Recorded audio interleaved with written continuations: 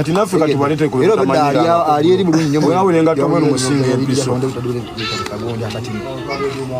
bayo omuntu mu bali bolwasi yawulira akubayo omwero oyo gwensanzemo baddaye n'okumpa lipooti oyo naye balina kiringe oyo nyini obadde yawudde n'oli abikolako emisana kitegeeza abasawo be bamu wabasi ya so no mano mala so baba simanyi tawasobe bensabya mwe bamukati izi obuzibu lipooti gana fulumanga tebunacha no bafune funi kanula bafoke baki balwadde mu ngenda kuzanyira obutambi obuwerako ku nsonga ya Joram Fangun Soja eyafudde ekiro ekikeeseza olunaku olwaleero. Obutambi bwengenda okuzanyira mulimu aka Alien Skin nga nnyonnyola ensonga eyafiiriddeko Joram okubeera ng'afa. On top of that n'engumi eyanyose mu Nsambya Hospital oluvannyuma lwa Joram okufa okusinziira ku ba Fangun Soldiers Alien Skin n'abantu be bo bagamba nti batuteyo Joram nga mulamu bulungi nga mulamu tteke however much mbu yabadde afunyemu accident naye nga accident si gy'oyinza okugamba mu naye yaviiriddeko omwana oyo okufa. Kigambibwa mbu mu butambi bwengenda okubeera nga nkuzannyira nti Joram yabadde azza emmotoka emabega ng'agipaakinga emmotoka ndowooza n'egaana okubeera nga esiba bw'atyo n'agibuukamu asobole okujja eno emabega agizizikeyoko ekintu ekimu esobole okubeera ng'esiba ndowooza mu kubeera ng'azizikayo ekintu gaadi y'emmotoka n'emukoonamu naye ne bajja nga si nti oba agudde oba nti ali bubi ne bamutwala bulungi nnyo mu Nsambya Hospital okubeera nga bamukebera bamusikaninge balabe ki ekiyinza okubeera nga kigenze bukya bye ng'awoza kimu buliramu obulumi naye nga si ye muntu eyeraliikiriza ate kyabaviiriddeko encukwe kwe kulaba nti ne ate babawa amawulire g'okufa kwa Joram. Kino kyajje Alien Skin mu mbeera nga bagamba mbu baneno bayinza okubeera nga be balagajjaddemu oba nga waliwo ensonga endala abansambya Hospital gye bakoze okulaba nga omwana ono afa. So obutambi bonna kambukuzanyira okuvira ddala ku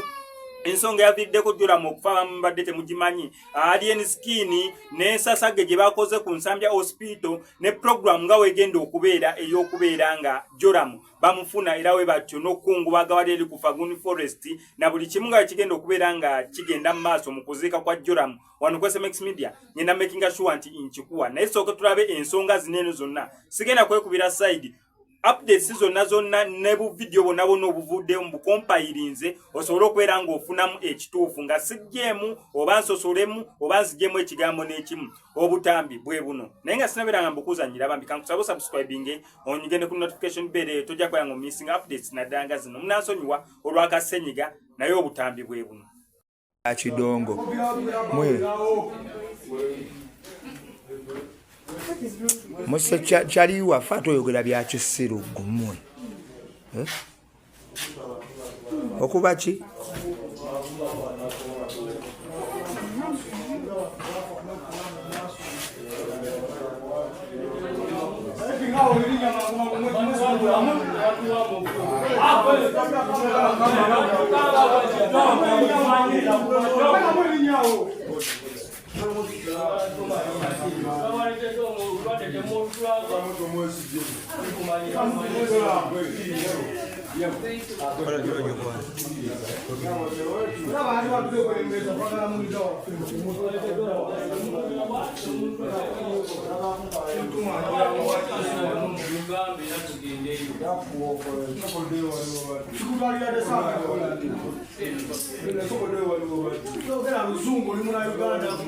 Secret pen.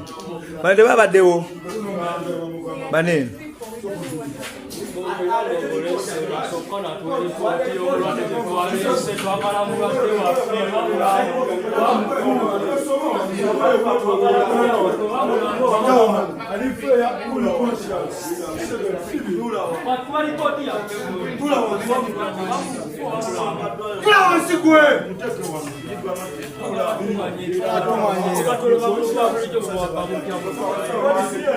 Omwana mukufuna accident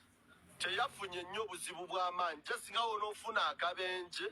naye nga sika amaanyi because yabadde afulumya emmotoka n'emuluzingako ng'agiza reverse. Ffe twadde tukyalira munda baneiba wano kaduuka okamanyi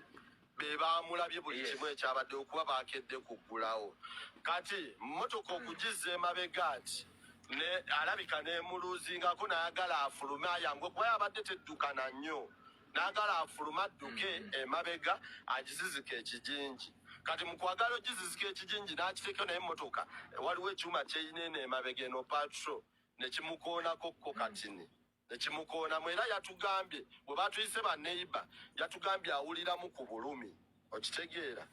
era we yawulidde mu bulumi twagenze n'ayogera ne mu ddwaliro ne tumutwanga ayogera bulungi tali bubi nnyo just ng'awulira pain nga womanyi nti omuntu waafunamu ekimukoona bwe kityo emmotoka yes nnene naye nga tulina okugenda okukebera tumanye nti tafunye buzibu bwa munda mwonna okitegeera era ne tumutwala ng'ali bulungi ayogera ne mu ddwaliro mwennyini ng'ayogera bulungi n'omusawo kuba yasabye nosaba akabaketi afukemukko ku musulu okitegeera omusawo n'akamuwa n'afuka omusawo n'amwekebejja n'agamba abaana buli kimu kiri bulungi oganzi n'azikebera zonna nga zibuli nekisasula n'ebbiiru ne bagisasula nga gundi addayo buzzi kunona ki mwana Juliyo okuddayo nona omwana ng'omwana yagukoze tegeza n'okutuuka essaawa z'akakati tebannamubawa tebannaba bagambye mbu akyali mulago for postmortem naye ate kibanda ambye ye tayagala mwana kumuzza nga musaleko yadde akulaga nti balina bye bamugjeemu because basobola okuba nga baabimugjeemu eno mu kusookera ddala eno ensambya because okimanyi bulungi ebyo ebintu by'omunda babitunda so kati engeri gye kirimu okuba nti kirimu ebibuuzo era n'okusinziira ku mbeera gye twasizza ku ddwaliro bwe baba balambulukufu omwana bamutulage ng'ayina ebintu bye byonna nga si musaleesale bimugjamu because already ffe kye tulina mu ndowooza tekiteeka okuba kyekyassa omwana olw'okusamwasamwa n'okuba nti si balambulukufu ku ddwaliro lyabwe. Engumi yasuze evuga ku Nsambya Hospital era bangi baalumiziddwa. Nsambya Hospital ina n'obuvidiyo bwerikodinzeeyo okutulaga basikaali engeri gye baabawuumizza. Abasawo ne bateekebwa ku bulinzi nga bafango ne babanja justice ku muntu waabwe gwe baleese okujjanjabibwa naye n'atafiibwako. Amalwaliro gano tugamanyi nnyo bo bali money minded. We wataba deposit tebakwata ku muntu ne bwasambagala atya ne bwe yeesika atya nga tolina deposit ku account. Gano amalwaliro aganene tegakwata ku muntu. Oliddusaamu omuntu ng'omusuubira okumuyamba ogenda onoonya akasente naye wa era bw'otuukayo nga tewataddeyo deposit bakugamba omuntu w'omulambo